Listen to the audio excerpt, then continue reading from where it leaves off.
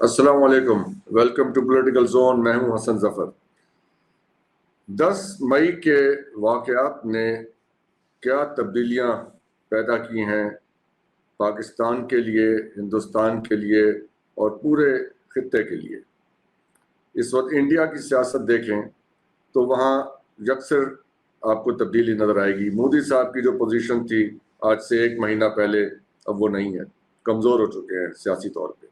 لیکن اس سیاسی طور پہ کمزوری کے اندر ایک خطرے کی علامت بھی موجود ہے. وہ اپنی پوزیشن ریسٹور کرنے کے لیے کوئی خطرناک اقدام کر سکتے ہیں. اس بات کو ہم ہائی لائٹ کر رہے ہیں، ریپیٹ کر رہے ہیں مسلسل بہت دنوں سے، اور اس کو اگنور نہیں کرنا چاہیے.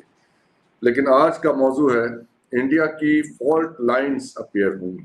اس کمزوری کے ساتھ اور پاکستان نے جو پرفارم کیا ہے بیٹل فیلڈ میں، اس کی وجہ سے جو کمزور ہو گئے تھے لوگ، جو سپریسڈ فورسز تھیں، انہوں نے جان پکڑی ہے. ان میں کانفیڈنس آیا ہے کہ انڈیا علاقے کا بدماش نہیں ہے. اب اس کی ٹکر کا بلکہ اس سے زیادہ مضبوط ایک ملک موجود ہے جو ان کو سہارا دے گا. ہمارے ساتھ بہت سے ایسے لوگ ہیں ایسٹ پنجاب سے جو رابطے میں آتے ہیں، جو اپنا دکھ درد بیان کرتے ہیں. جس قسم کی سپریشن ان کے ساتھ ہوئی ہے اس کو بیان کرتے ہیں. اب انڈیا نے تو ان کو بھی بلاک کر رکھا ہے، ہمیں بھی بلاک کر رکھا ہے. تو جس کو چڑھتا پنجاب کہتے ہیں، ایسٹ پنجاب، وہاں ہماری بات اب کتنی پہنچتی ہوگی، لیکن کوشش ہے کہ پہنچے. اس کے ساتھ ہی کشمیر میں جو ایک 2019 کی صورتحال کے بعد آرٹیکل 370 ختم کرنے کے بعد جو صورتحال اور جو مایوسی پیدا ہوئی تھی، اب وہ بھی، اس میں بھی جان پڑی ہے. وہ بھی اب ایک ہوپ کے ساتھ پاکستان کی طرف دیکھ رہے ہیں. اس کے ساتھ ہی ایسٹرن سٹیٹس کے اندر ایک چھتیس گڑھ کا جو علاقہ ہے، وہاں پہ ابھی ریسنٹلی ایک سچویشن پیدا ہوئی ہے جسے آج ہم ڈسکس کریں گے، ہائی لائٹ کریں گے. یہ ماؤسٹ تنظیم ہے وہاں پہ، جس کے 26 لوگوں کو انڈیا کی سیکورٹی فورسز نے ریسنٹلی ان کو ٹارگٹ کیا ہے. لیکن 26 لوگ ہوں یا اس سے زیادہ ہوں، یہ کتنی تعداد میں ہیں، کتنے آرگنائزڈ ہیں. ایک صورتحال ایمرج کر رہی ہے ایسٹرن سٹیٹس میں انڈیا کی، ایک صورتحال کشمیر میں ہے، ایک صورتحال مشرقی پنجاب میں ہے، خالصتان کی. تو یہ سب مل کے یہ فالٹ لائنز جو ہیں انڈیا کی، وہ اب ایمرج کرنی شروع ہوئی. اس کا کیا اثر ہوگا آنے والے دنوں میں حالات پہ، یہ آج ڈسکس کریں گے. ہمارے ساتھ ہیں محترمہ نائلہ چوہان صاحبہ، سابق ایمبیسڈر ہیں پاکستان کی، اور ڈاکٹر حسنین جاوید صاحب ہیں. کچھ دیر میں بریگیڈیئر امجد علی صاحب ہمیں جوائن کریں گے. میڈم، یہ بہت ہی اہم، بہت انٹرسٹنگ ایک صورتحال ایمرج کی ہے. اس پہ آپ کا تبصرہ آپ ہمیں عطا کیجیے. بہت شکریہ ڈاکٹر صاحب مجھے اپنے پروگرام میں مدعو کرنے کا، اور اس بہت ہی اہم موضوع پہ آپ نے اپنا پروگرام بیس کیا ہے.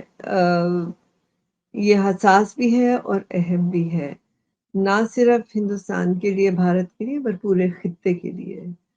آپ دیکھیے کہ جو بھارت کی اسٹریٹجی رہی ہے سنس 9/11 کہ انہوں نے اریز کر دیا difference between legitimate struggle for right to self determination from the terrorist activities. اب ٹیررزم پہ آپ تو ماشاءاللہ پی ایچ ڈی پروفیسر ہیں، آپ کو پتا ہے کہ کتنی ریسرچ ہوئی بھی ہے. ٹیررزم کی ڈیفینیشنز ہیں، اس کی تھیریز ہیں. جبکہ right to self determination international law permit کرتا ہے. یو این کی ریزولوشنز ہیں، چارٹر ہے یو این کا which gives the right to self determination.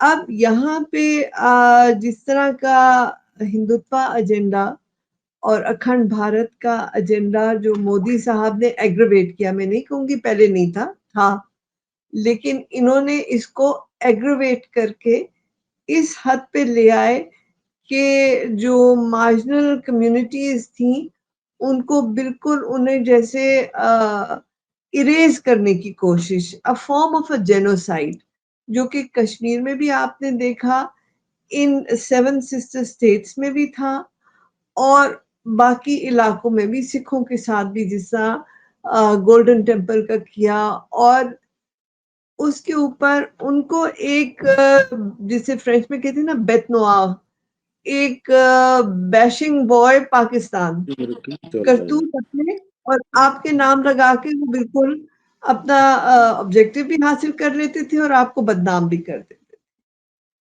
अब दे डोंट रियलाइज कि द वर्ल्ड हैज चेंज्ड।